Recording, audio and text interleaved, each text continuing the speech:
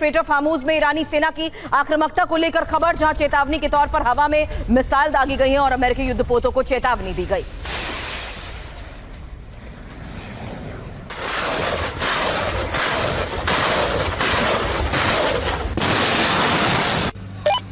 अब straight of Hormuz के तनाव में इजाफा कैसे हो गया, क्योंकि हॉर्मूज के ऊपर अमेरिकी विमान की उड़ान और अमेरिकी युद्धपोतों से सुपर हॉर्नेट ने उड़ान भरी है।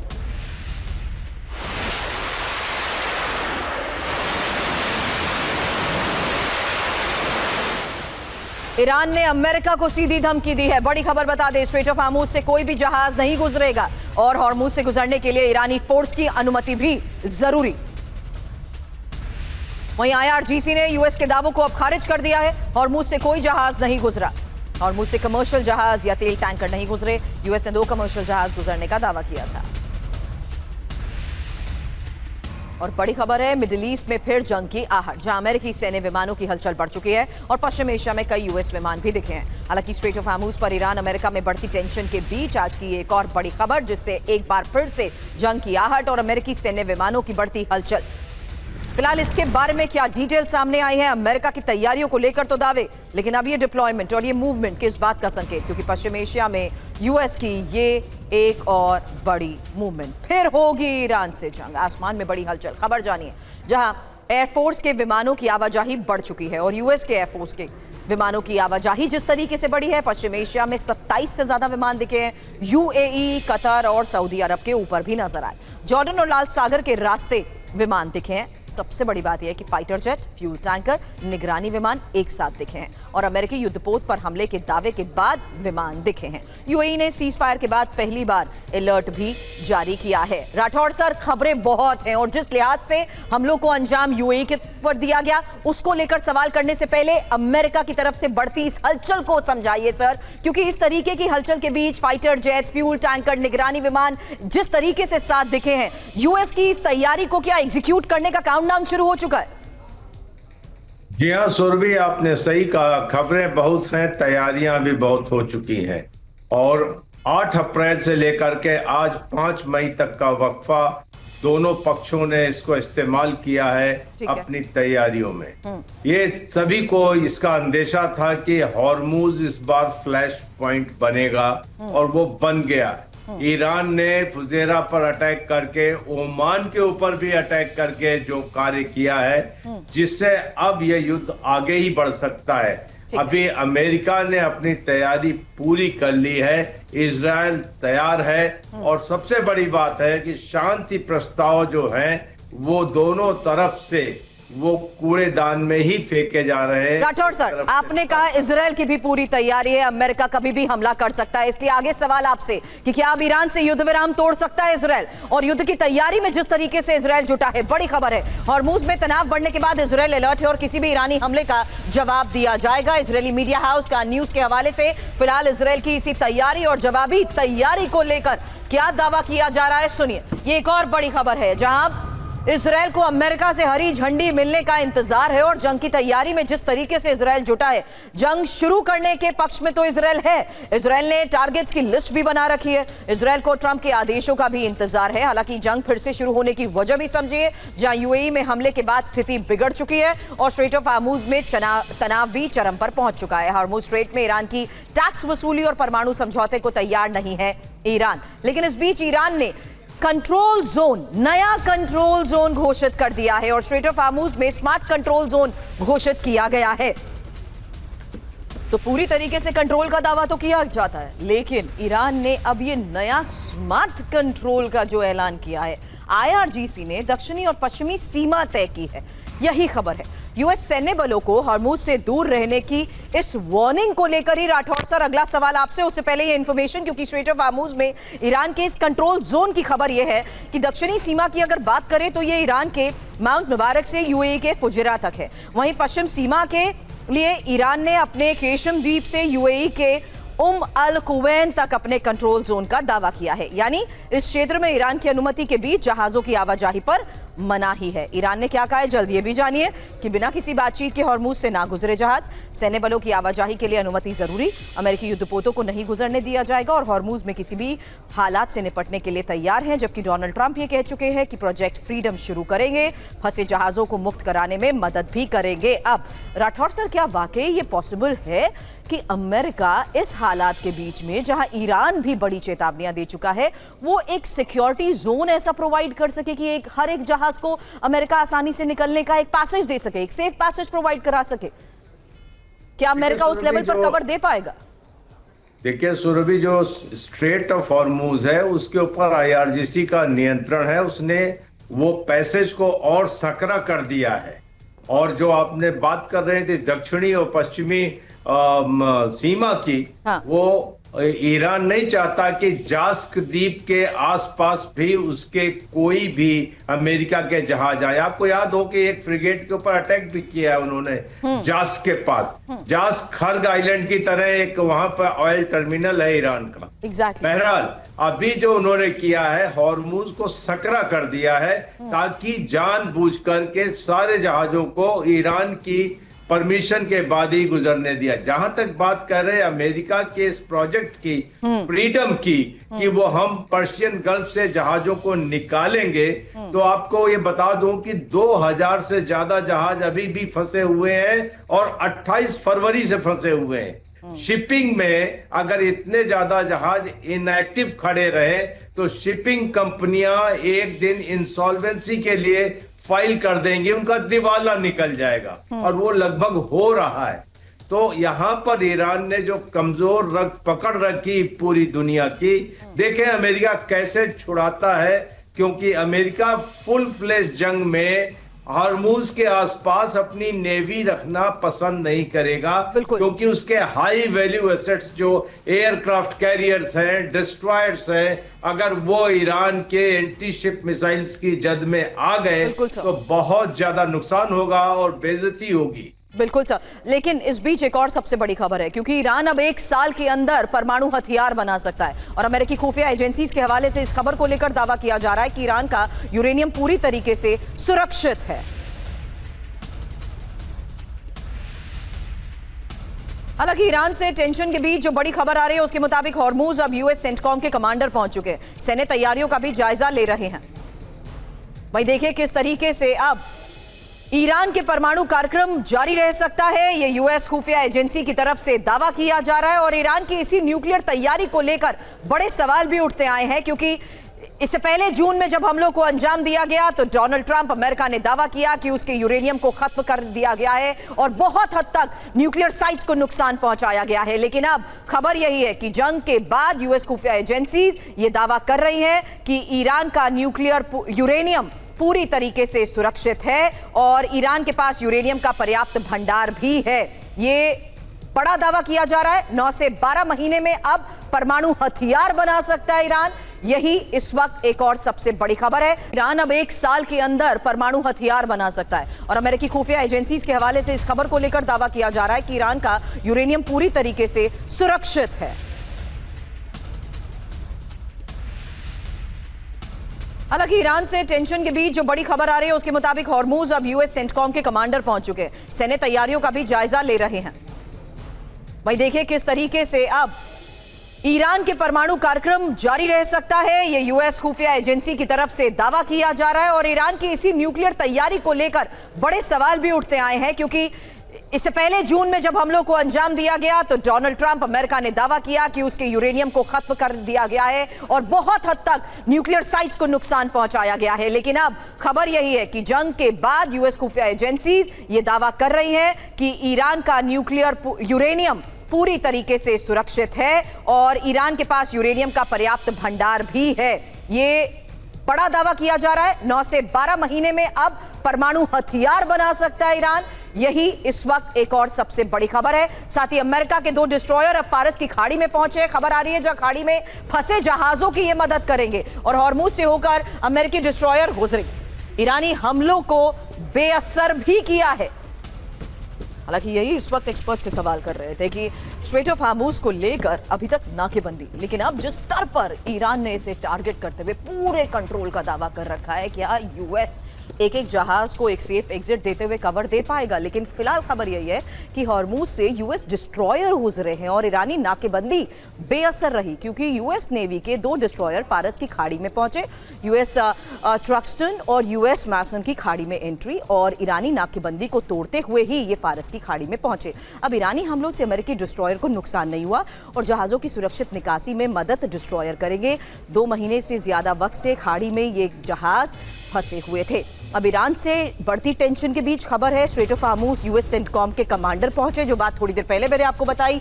ये एक और बड़ी खबर, क्योंकि अब सैन्य तैयारियों का जायजा लिया गया है।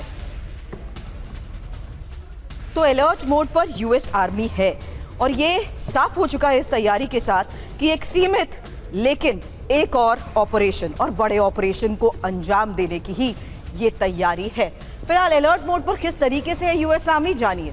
जहां बात स्ट्रेट ऑफ हार्मूज को लेकर, क्योंकि हार्मूज क्षेत्र में ही यूएस सेंट्रल कमांड के कमांडर पहुंचे हैं, ये एक बड़ी खबर आपको बता रहे हैं। इंफॉर्मेशन वॉल पर फिलहाल जल्द इस बारे में एक डिटेल आपके सामने रखते हैं, जहां एडमिरल ब्रैड कूपर ने सैन्य तैनाती का जायजा भी लिया है। और ब्रैड कूपर पिछले एक हफ्ते में जिस तरीके से सिचुएशन रूम में आने वाले सैन्य प्लान को देखते हुए एक ब्रीफिंग दे चुके हैं, उसके बाद इनकी जवानों के साथ नेवी के जवानों के साथ मुलाकात को लेकर भी दावे किए गए। अब अमेरिकी सेंट्रल कमांड ने ये तस्वीरें जारी करते हुए बताया कि किस तरीके से अलर्ट मोड पर है यूएस आर्मी और अपाचे हेलीकॉप्टर में उड़ान भरते हुए भी कूपर नजर आए हैं। वहीं ट्रंप ने प्रोजेक्ट फ्रीडम शुरू करने की जो घोषणा की है, हॉर्मूज पार करने वाले जहाजों की मदद का जो ऐलान किया है, उसी बारे में इस वक्त एक्सपर्ट से हमने सवाल किया, क्योंकि अब ये साफ है कि किस तरीके से यूएस इसी तैयारी को देखते हुए स्ट्रेट ऑफ हार्मूज और उसके आसपास क्या एक बड़े ऑपरेशन को अंजाम दे सकता है। एक्सपर्ट से सवाल करें उससे पहले तेहरान में अब हमले वाली जगह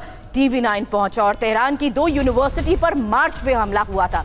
आपको बता दें, अमेरिका ने यूनिवर्सिटी बिल्डिंग पर हमला किया था और हमले के बाद इन यूनिवर्सिटी की तस्वीरें भी सामने आई। लेकिन अब इन्हीं यूनिवर्सिटीज पर हुए हमले के बाद TV9 भारतवर्ष पहला चैनल जो सीधी तस्वीरें आप तक पहुंचा रहा है कि कैसे वहां तेहरान की 2 यूनिवर्सिटीज में मार्च के बाद हमला हुआ था। आज की स्थिति क्या है, देखिए मेरे सहयोगी सुमेरा खान की इस ग्राउंड रिपोर्ट में। हम मौजूद हैं यहाँ तेहरान की यूनिवर्सिटी में। ये वो यूनिवर्सिटी की इमारत है जिसे टारगेट किया गया था अमेरिका द्वारा। यहाँ पर हमला किया गया था। ये 28 मार्च को सुबह 2 बजे के करीब हमला किया गया। लेकिन ये एक लेबोरेटरी है, ये फिज़िक्स की एक लेबोरेटरी है, क्योंकि आसपास जो बिल्डिंग्स आप देख रहे हैं, हम आपको वो इमारतें भी दिखाएंगे और उनको किस तरह का नुकसान हुआ है इस हमले में, वो भी आप देखिए। शीशे टूट गए हैं इमारतों के और उनको नुकसान हुआ। लेकिन ये एक लेबोरेटरी है, ये लेबोरेटरी ख़ास है बहुत। इसको क्यों टारगेट किया गया वो भी अपने आप में बहुत अहमियत रखता है। तो देखिए, जो टारगेट्स चुने गए तेहरान में, जहाँ जहाँ तेहरान के अलावा भी ईरान में जो हमले किए गए, उनकी सिग्निफिकेंस बहुत ज़्यादा है, ख़ास हैं वो, और एक स्ट्रेटजी के तहत, एक रणनीति के तहत उनको टारगेट किया गया।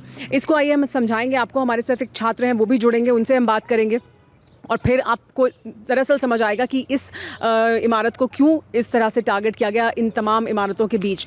हमारे साथ जो व्यक्ति मौजूद हैं, छात्र हैं यहाँ पर। What is your name? Sina Hosseini. Sir, you study here? Yeah. Yes, I'm studying here. What do you study? Mechanical engineering. And were you here when this happened, when this strike happened? نه متاسفانه ما تا 29 اسفند اینجا بودیم. 29 اسفند دیگه رفتیم پیش خانواده. بعد دیگه قرار بود تا 13 به در دیگه بمونیم اونجا و دیگه بعد بیام. اینجا نبودیم متاسفانه. This is a lab. We are told that this is a laboratory because there are physics college and buildings of physics college around this laboratory. What was this laboratory used for? اینجا مرکز ملی ماهواره است. توش روی کارهای تحقیقاتی ماهواره انجام میدادن، ماهواره میساختن. فکر کنم تا الان چند تا ماهواره، 3 الی 4 تا ماهواره ساختن، حتی بیشتر شاید. و آخریش هم که همین سال گذشته پرتاب شد. Any other building apart from this that was targeted in the university? فقط همینجا خورده. Thank you Sinai for talking to us. So Sinai ने जैसे हमें बताया कि ये जो building है, ये lab है, लेकिन लैब किस चीज़ की है? ये सेंट्रल सैटेलाइट रिसर्च के लिए इस्तेमाल की जाती थी इमारत, यानी जो सैटेलाइट पर रिसर्च की जा रही है। और यहाँ इस इमारत में, इस लैबोरेटरी में जो काम करते हैं साइंटिस्ट और छात्र, उन्होंने यहाँ से कुछ सैटेलाइट्स को टेस्ट भी किया था पिछले 1 साल के दौरान। 2, 3, 4 बार उन्होंने ऐसा किया भी है, यानी बहुत सफलताएं भी उन्हें मिल रही थी। ख़ास इस वजह से भी है क्योंकि ये ईरान की तेज़ी से जो प्रगति हो रही है विज्ञान के क्षेत्र में, उसके लिए ये जो लैब है सैटेलाइट के क्षेत्र में ख़ास तौर पर, उसके लिए इस लैबोरेटरी की बहुत ज़्यादा अहमियत है और इस वजह से भी इसको चुना गया एक टारगेट के तौर पर। तेहरान में अब हमले वाली जगह TV9 पहुंचा और तेहरान की 2 यूनिवर्सिटी पर मार्च में हमला हुआ था। आपको बता दें, अमेरिका ने यूनिवर्सिटी बिल्डिंग पर हमला किया था और हमले के बाद इन यूनिवर्सिटी की तस्वीरें भी सामने आई। लेकिन अब इन्हीं यूनिवर्सिटीज पर हुए हमले के बाद TV9 भारतवर्ष पहला चैनल जो सीधी तस्वीरें आप तक पहुंचा रहा है कि कैसे वहां तेहरान की 2 यूनिवर्सिटीज में मार्च के बाद हमला हुआ था। आज की स्थिति क्या है, देखिए मेरे सहयोगी सुमेरा खान की इस ग्राउंड रिपोर्ट में। हम मौजूद हैं यहाँ तेहरान की यूनिवर्सिटी में। ये वो यूनिवर्सिटी की इमारत है जिसे टारगेट किया गया था अमेरिका द्वारा।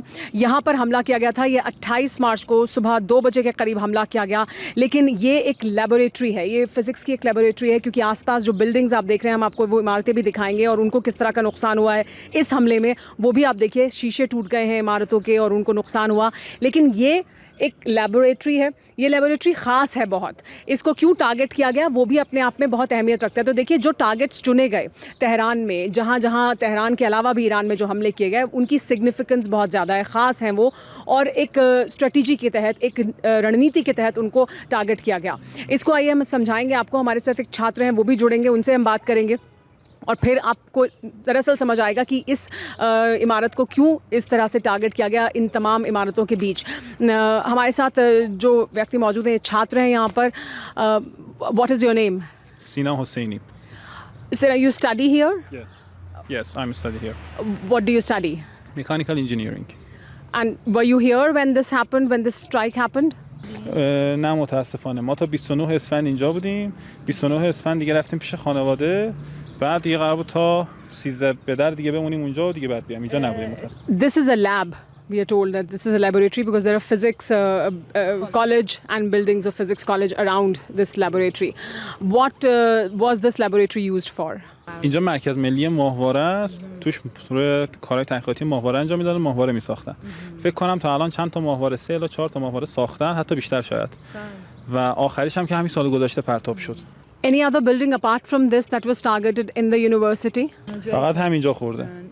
Thank you Sinai for talking to us. So Sinai ने जैसे हमें बताया कि ये जो बिल्डिंग है ये लैब है, लेकिन लैब किस चीज़ की है? ये सेंट्रल सैटेलाइट रिसर्च के लिए इस्तेमाल की जाती थी इमारत, यानी जो सैटेलाइट पर रिसर्च की जा रही है। और यहाँ इस इमारत में, इस लैबोरेटरी में जो काम करते हैं साइंटिस्ट और छात्र, उन्होंने यहाँ से कुछ सैटेलाइट्स को टेस्ट भी किया था पिछले 1 साल के दौरान। 2, 3, 4 बार उन्होंने ऐसा किया भी है, यानी बहुत सफलताएं भी उन्हें मिल रही थी। ख़ास इस वजह से भी है क्योंकि ये ईरान की तेज़ी से जो प्रगति हो रही है विज्ञान के क्षेत्र में, उसके लिए ये जो लैब है सैटेलाइट के क्षेत्र में ख़ास तौर पर, उसके लिए इस लैबोरेटरी की बहुत ज़्यादा अहमियत है और इस वजह से भी इसको चुना गया एक टारगेट के तौर पर। तो तेहरान के अब शरीफ यूनिवर्सिटी पहुंचा TV9। एक और बड़ी खबर आपको बता दें, हमले वाली जगह पर TV9 पहुंचा। शरीफ यूनिवर्सिटी पर भी हमला हुआ था और मार्च में यूएस ने यूनिवर्सिटी पर हमले को अंजाम दिया था। तेहरान में हमले वाली जगह से एक और ग्राउंड रिपोर्ट। हम मौजूद हैं इस वक्त शरीफ यूनिवर्सिटी में। शरीफ यूनिवर्सिटी तेहरान की एक बहुत एमिनेंट यूनिवर्सिटी है। ये एक अंतर्राष्ट्रीय यूनिवर्सिटी है, यानी अंतर्राष्ट्रीय स्तर पर भी इस यूनिवर्सिटी को मान्यता प्राप्त है और यहाँ से निकलने वाले छात्रों की जो डिग्री है उसकी बहुत ज़्यादा अहमियत है अंतर्राष्ट्रीय स्तर पर भी। ये जो यूनिवर्सिटी है और जहाँ हम इस वक्त मौजूद हैं, जिस जगह को टारगेट किया गया था, वो दरअसल एक ये जो AI सेंटर है, यानी यहाँ पर AI पर रिसर्च होती थी। यहाँ पर जो सर्वर्स हैं, बड़े बड़े हैवी कंप्यूटर्स हैं, वो मौजूद थे। तो सर्वर रूम्स थे, यहाँ पे कंप्यूटर्स थे, यहाँ पे जो ये यूनिवर्सिटी है इसमें जो स्टेम डेटा सेंटर्स हैं वो मौजूद हैं। और ये जो ख़ास तौर पर ये इमारत है जिससे सबसे ज़्यादा नुकसान पहुँचा, यानी जो निशाने पर इमारत थी, उस इमारत में AI पर रिसर्च की जा रही थी। AI को लेकर सबसे ज़्यादा काम हो रहा था। लेकिन साथ ही क्योंकि ये यूनिवर्सिटी का इलाका है तो इसके पास में पीछे एक इमारत है जहाँ पर जो गैस सप्लाई की जाती है, बाकी वाली जगहों पर भी उसके पाइपलाइंस थे, तो इसलिए और ज़्यादा नुकसान हुआ है वहाँ पर, क्योंकि जब आकर ये हमला किया गया। लेकिन साथ ही देखिए कंप्यूटर्स आपको वहाँ से बाहर निकाल कर अब रखे गए हैं, किताबें हैं, जो फर्नीचर है वो बाहर निकाला गया है। देखिए ये आपको पीछे तक जो तस्वीरें हम दिखा रहे हैं, ये पूरी इमारत पूरी तरह से तबाह हो गई है। इसके पीछे की जो बिल्डिंग है उसको भी आप देखेंगे, वो भी उसी तरह से तबाह हुई भी दिखाई देती है। यहाँ हर तरफ शीशा कांच मौजूद है। हम बहुत संभल कर आगे बढ़कर यहाँ से थोड़ा आगे जाकर आपको दिखाने की कोशिश करते हैं कि देखिए किस तरह से ये जो पूरा पीछे तक इमारत है उसे नुकसान पहुँचा, और उसके पीछे की जो इमारत है वहाँ तक नुकसान इस तरह से हुआ है कि उसके जो शीशे हैं वो टूट चुके हैं। जिन इमारतों को नुकसान नहीं हुआ है उनको भी इंटरनल डैमेज बहुत ज़्यादा हुआ है, यानी वहाँ पर भी जो इमारत का जो स्ट्रक्चर है उसमें शीशों को या फर्नीचर को नुकसान पहुंचा। लेकिन ये जो आसपास की इमारतें थी उन्हें पूरी तरह से नुकसान पहुंचा और वो ध्वस्त हो गए, क्योंकि इसके पीछे ही वो गैस पाइपलाइन वाली जो इमारत है वो भी मौजूद थी, और उसकी में भी बड़ा धमाका हुआ जब यहाँ पर ये धमाका हुआ था। तो तेहरान और ईरान का ये कहना है कि ये टारगेट इस वजह से हैं ताकि ईरान की तरक्की को रोका जा सके। अमेरिका और इजराइल के टारगेट पर ये जगहें इस वजह से हैं क्योंकि ये तेहरान को वो ईंधन मुहैया कराते हैं जिससे तेहरान की प्रगति तेज़ी से आगे होगी, चाहे वो AI डेटा सेंटर हो, रिसर्च सेंटर हो, या वो सैटेलाइट रिसर्च सेंटर्स हो। इस वजह से इन जगहों को टारगेट किया गया। TV9 भारतवर्ष के लिए तेहरान में यहाँ शरीफ यूनिवर्सिटी से मैं सुमेरा खान। और TV9 संवाददाता सुमेरा खान ने कुम शहर में ईरान की मशहूर सोशल मीडिया इन्फ्लुएंसर ज़हरा से भी बात की, जिसमें उन्होंने कहा कि वो दुनिया के सामने ईरान की सच्ची तस्वीर पेश करती हैं। Was the thought before you started that Instagram page? Do you really feel that people do not know Iran? Yes, you know, Bismillah ar-Rahman ar-Rahim. We started this page by the name of, Real Iran Voice, because, the propaganda against Iran is too much, especially non-Iranians and even Iranians who are abroad, and they are showing the wrong and the false image from our country. We really wanted to show the real voice and real image of Iran in our page. And what is the real voice of Iran of people? What is real, you can really see it in the street these days. It's been 63 days after the martyrdom of our leader and the war, the imposed war that Israel and America, the greatest higher powers of the world, are imposing on us. And you can see the people, every color, every, whatever job they have, whatever, they leave everything aside and they are in the streets together, no matter what color they are, what language do they speak, they are just in the street protesting for their country, and they are so fabulous. I am so proud of them. और बड़ी खबर है cease fire के बीच बड़ी खबर, जहां Iran ने UAE पर हमला किया और यूएई पर मिसाइल ड्रोन से हमले हुए। ईरानी हमले के बाद फुजैरा में तबाही और फुजैरा में ऑयल रिफाइनरी पर यह अटैक। इस हमले के बाद यूएई में डिफेंस सिस्टम भी एक्टिव।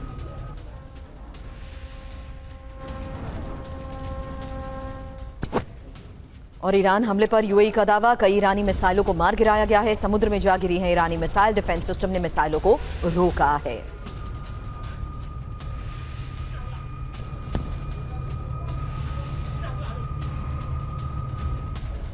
अब यूएई ने ईरानी हमले की पुष्टि भी की है। यूएई के रक्षा मंत्रालय ने हमले की पुष्टि की। ईरान ने 15 मिसाइलों से हमला किया है और 12 बैलिस्टिक 3 क्रूज मिसाइलों से अटैक। हालांकि ईरान ने 4 ड्रोन से भी हमला किया।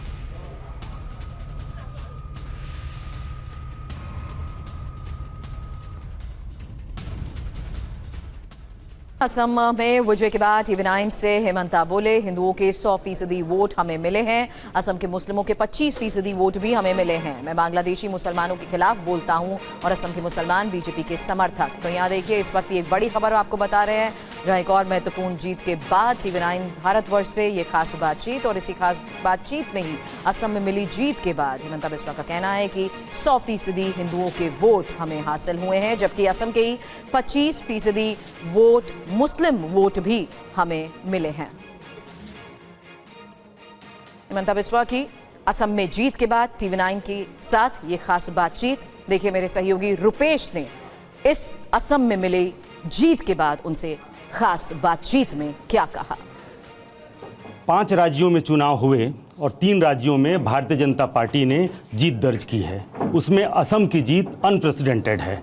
और हमारे साथ असम के मुख्यमंत्री, जिन्होंने ये कहा था कि असम में भारतीय जनता पार्टी 100 के आंकड़े तक पहुंचेगी और बंगाल में 200 के आंकड़े तक। हमारे साथ खुद असम के मुख्यमंत्री हेमंत बिश्व शर्मा जी हैं। सर, बहुत बहुत बधाई हो पहले तो। और इतनी बड़ी जीत की उम्मीद थी, आपने तो पहले कहा था, लेकिन हम जब असम में चुनाव का तैयारियाँ का या प्रिपरेशन शुरू हुए थे, तभी हम लोग का एक लक्ष्य था कि 100 को पार करना है। लेकिन ये इतना ज़्यादा ऊपर का टारगेट था, तो कभी कभी हम लोग भी सोचते थे कि ये संभव क्या हो पाएगा, लेकिन भगवान का कृपा था, असम का जनता ने आशीर्वाद दिया, हमने 100 को भी पार किया। मोदी जी को असम का लोगों ने भरपूर आशीर्वाद दिए। ये कहा जा रहा है कि असम पूरी तरह से आपके कंधों पर था और ये जीत हेमंत बिश्व शर्मा की जीत है। देखिए, भारतीय जनता पार्टी का जीत हमारा कार्यकर्ता का जीत होते हैं, और ये पूरा जीत इसलिए हुआ कि इसलिए बीते 10 साल प्रधानमंत्री जी का नेतृत्व में पूरे असम में जो अनप्रेसिडेंटेड डेवलपमेंट हुए, तो मैं भी कार्यकर्ता हूँ, सब कार्यकर्ता का साथ थोड़ा श्रेय मेरा भी ऊपर आएगा, लेकिन वो कार्यकर्ता का नाते जितना आना चाहिए इतना ही है। लेकिन ये पूरा जीत भारतीय जनता पार्टी का जीत है। प्रधानमंत्री का नेतृत्व में जनता ने अपना निष्ठा और आस्था दर्शाया है। ये आपका विकास 5 वर्षों का और एक हिंदुत्व, या ये कहें कि हार्ड हिंदुत्व का जो आपका लाइन है, क्या उसकी वजह से आपने कल कहा था कि हमको हिंदुओं ने जितना सीट देना था उतना सीट दे दिया? देखिए, असम का एक होते हैं हर चुनाव में कि हिंदू मेजोरिटी सीट कितना है और मुस्लिम मेजोरिटी सीट कितना है। हम असम में जितना हिंदू जिता सकते थे, अब तो 100% हमें जिताया है। लेकिन मुसलमानों ने कांग्रेस को जितना जिता सकते थे इतना नहीं जिताया है। मतलब हमने हिंदू का 100% वोट मिले और मुसलमान का भी वोट हमें मिला, तो हमें दोनों तरफ से हमें बेनिफिट हुए। कांग्रेस को हिंदू का वोट नहीं मिले और मुसलमान का भी 100% नहीं मिले। हमें हिंदू का 100% वोट मिले और मुसलमान समाज से भी 25% वोट हमें मिले। मुसलमानों ने वोट किया? हाँ, खोल के किए। हमारा असम में जो असमिया मुसलमान समाज है, ये बीजेपी का बहुत कट्टर सपोर्टर है। लेकिन आप कहते रहे कि हमें मुसलमान वोट नहीं देता है या नहीं चाहिए। मैं बोलता हूँ बांग्लादेशी मुसलमान का, मैं कभी मुसलमान शब्द इस्तेमाल नहीं करता हूँ। साथ में जो बांग्लादेशी वर्ड है वो लोग ड्रॉप कर देते हैं, लेकिन बांग्लादेशी मुसलमान का वोट हमें नहीं चाहिए, इसलिए उनको तो हमें भगाना है। उनका वोट लेके क्या करेगा? आगे अब क्या होगा? चलते रहेगा, ये जंग है, जंग चलते रहेगा। फेंसिंग की आपने बात की कि अंग, बंग, कलिंग और आपने जोड़ा एक कामरूप। तो ये जो रीजन है, इसमें आपने जो कहा कि हम बांग्लादेशी मुसलमानों को भगाएंगे इस पूरे रीजन से। अंग, बंग, कलिंगा मतलब पूर्व भारत, कामरूप मतलब उत्तर पूर्व। ये सारा एरिया बांग्लादेश का सीमा से सटे हुए हैं। बांग्लादेशी घुसपैठिया ना आए, इसके लिए ये सारों प्रदेशों का कोऑर्डिनेटेड एफर्ट का ज़रूरत है। बंगाल में टीएमसी रहने का कारण ये कोऑर्डिनेटेड एफर्ट नहीं हो सका था। सीमा उन्मुक्त थे, लोग आते थे, लोग जाते थे, क्रिमिनल भी आते थे जाते थे, घुसपैठिया भी आते थे, फेक करेंसी भी आते थे, काउ स्मगलिंग भी होते हैं, नेक्रो स्मगलिंग भी होते थे। इसलिए ये एक बहुत बड़ा गैप था। बंग में बीजेपी का विजय ने एक पूरा राष्ट्र का जो पूर्व भारत और उत्तर पूर्व भारत का जो सुरक्षा का मामला था, इसमें एक राष्ट्र को बहुत बड़ा बल मिलेगा। और असम को सुरक्षित करने के लिए हमारा जो प्रयास थे, उस प्रयास को बंगाल में हमारा जीत ने और सुविधाजनक कर दिए हैं। इसलिए मैं असम से किसी को भगाता था, बांग्ला से घुस जाते थे। अभी ये रास्ता खोला नहीं रहेगा और इसीलिए बंगाल का विजय मैं काल भी बोला हूँ, ये देश का विजय है। असम को लेकर के तो लोग आश्वस्त थे कि असम में क्या होने जा रहा है, लेकिन बंगाल की जीत आपको लग रहा है कि ये उम्मीद थी 200 आपने कहा था, लेकिन उस जीत के बारे में क्या कहेंगे बंगाल के बारे में? जीत का उम्मीद 2019 में भी था, 21 में भी था, 26 में भी थे, लेकिन कहीं ना कहीं लोगों का मन में ये नहीं था कि वोट देने का बाद हमें सुरक्षा मिलेगा कि नहीं मिलेगा। इस बार गृह मंत्री जी ने जो एकदम सुरक्षा का जो पक्का व्यवस्था किया, जो 100% फुल प्रूफ किए, लोग तो मोदी जी को पहले से ही वोट देना चाहते थे। ये नहीं है कि लोग अचानक बीजेपी को वोट दिया, लोग पहले से ही, अगर आप 2019 का लोकसभा इलेक्शन देखे, वोट परसेंटेज कम ऑलमोस्ट बराबर हो गए थे। तो बांग्ला का लोग हमेशा हमें वोट देने का मन में था, लेकिन सुविधा नहीं मिले थे, इसलिए लोगों का कहीं ना कहीं इनसिक्योरिटी का एक भावना था मन में।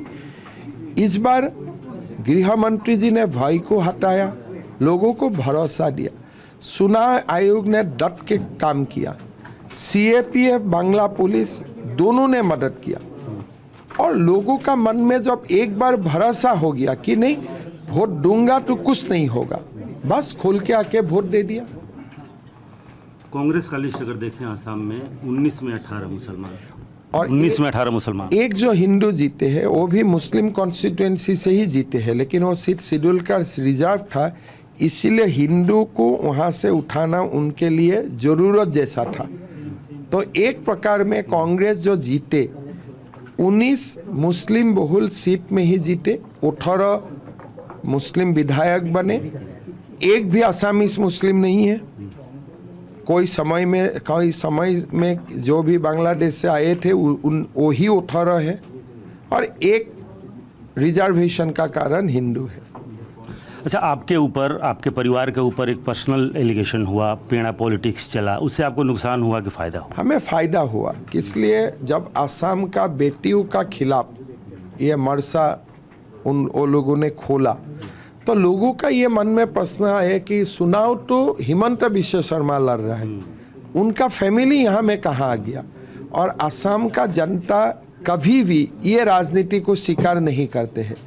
तो इसीलिए शायद अपर असम में जो हमारा विजय हुआ, गौरव गोगोई का पराजित हुआ, उसमें पवन खेरा का प्रेस कॉन्फ्रेंस में हमें मदद किया। गौरव गोगोई भी बैठे थे वहाँ वो भी बैठे थे, इसलिए उनका फ़ायदा हमें हुआ। अच्छा, एक आखिरी सवाल, आपने कहा था कि मैं पवन खेड़ा को पेड़ा खिलाऊंगा, क्या अभी भी कायम है? तो काल तो पेड़ा तो रिजाल में तो उनको पेड़ा मिल ही गया है, और बाकी जब कुछ करना है वो भी कानून डेफिनेटली करेगा। अभी उनको असम का पुलिस स्टेशन में आना है, उनको किसने दस्तावेज दिए थे उनको तो बोलना पड़ेगा पुलिस का सामने। तो देखा जाए ये मामला पवन खेरा में ही समाप्त होते हैं या आगे भी चला जाते हैं, इसका भी अच्छा से इंक्वायरी होगा। असम की जनता को क्या कहेंगे, भरोसा देंगे कि अगले 5 साल भी उसी लाइन पे रहेंगे विकास? जनता ने विकास और आइडेंटिटी के लिए वोट डाले, आइडेंटिटी एंड डेवलपमेंट दोनों को हम आगे लेके जाऊंगा। असम का लोगों का जो आइडेंटिटी है वो सुरक्षित किया जाएगा, विकास का गंगा बहते रहेगा।